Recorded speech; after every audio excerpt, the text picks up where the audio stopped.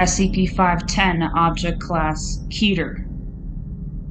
SCP-510 has thus far proven difficult to fully identify.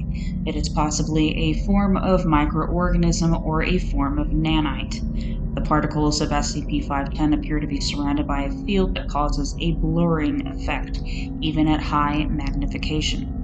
Tests have come back with wildly varying results, and samples have simultaneously exhibited properties of organic and non-organic matter, as well as properties of solids, liquids, and gases.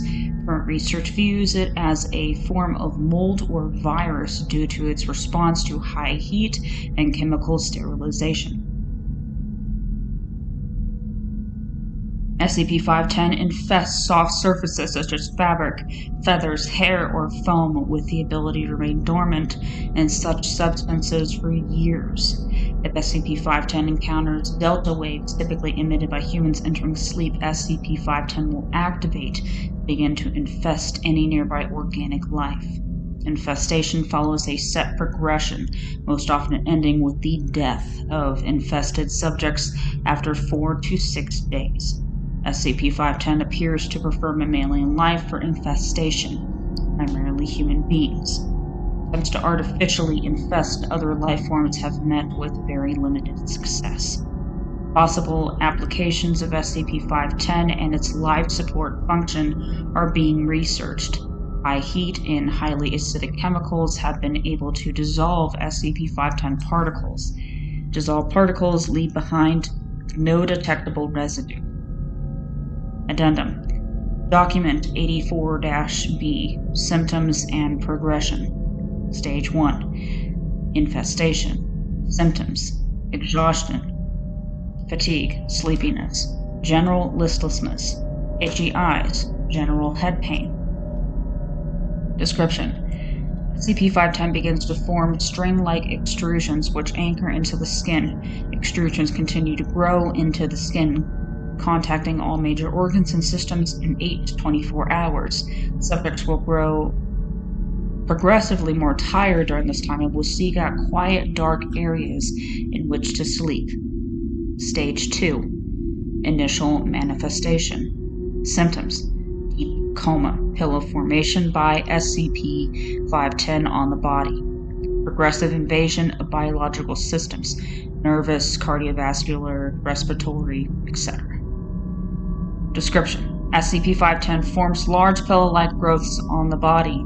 These growths are warm and emit a soft light, with a texture described as microfiber plush. Subjects slip into a deep coma, becoming totally unresponsive to any and all outside stimuli. SCP-510 will start to take over biological systems, causing blood, neural activity, and even oxygen to pass through the growths before being returned to the subject. It has been observed that subjects in this stage enter a dream state more vivid than standard REM sleep. Stage 3. Full manifestation. Symptoms. Total dependence on SCP-510 for all biological functions, bonding of the skin with SCP-510, slow reduction in mental activity. Description. SCP-510 takes full control of all biological functions for the host organism. Damage to the growths at this point will result in the immediate death of the host, as the growths are now performing all biological functions for the body. A form of accelerated atrophy sets in, with muscular and skeletal structures beginning to weaken and shrink, and total shutdown of most organs. Subjects are observed to lose 44% of their body mass during this stage. SCP-510 will directly bond to the skin, replacing the thin threads with larger protrusions of the growths. The brain begins to slow down and does not register any pain or awareness of these changes, showing high stimulation in areas with containment and comfort. Stage 4. Conversion. Symptoms. Mass growth of SCP-510, major reduction in host physical mass, absorption of major organs and tissues by SCP-510. Host brain enters the deep dream state. Description. SCP-510 begins to compromise the Basic structure of the body, absorbing organs, skin, bones, and muscles.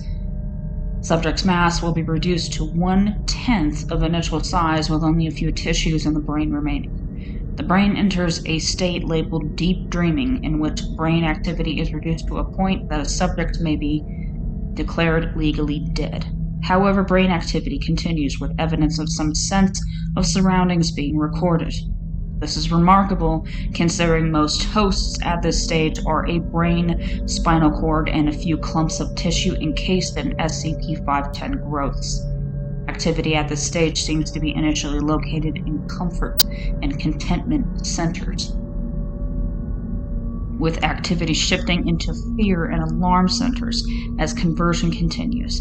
SCP-510 begins to break down into individual particles on the surface of the growths. Stage 5. Resolution and sporing. Symptoms: absorption of remaining tissues, breakdown of SCP-510 into individual particles. Description: SCP-510 absorbs the remaining tissues, including the brain, over a period of 12 to 14 hours. Brain scans show highly elevated levels of activity consistent with extreme fear or pain at this point, which slowly shift back into a more relaxed state as the brain is absorbed. After full absorption, SCP-510 will break down into individual particles, with a full breakdown of the growths after 3 hours. Particles will then float in the air until making contact with a receptive surface. Special containment procedures. Instances of SCP-510 are to be treated as a Level 1 infective substance and are not to be handled by anyone not in contained atmosphere hazmat suits. Any staff interacting with SCP-510 must be monitored for 1 month after interaction. Infestation by SCP-510 will be met with immediate quarantine and sterilization of the surrounding area.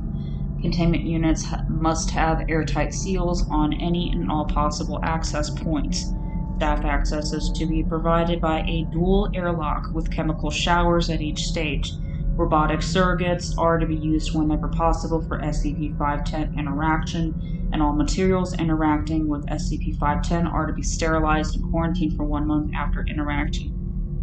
Seals are to be checked and repaired weekly. Any staff observed expressing elevated levels of fatigue, sleepiness, or exhaustion are to be quarantined and tested for infection. In the event of multi-subject infestation, side-wide lockdown will be initiated.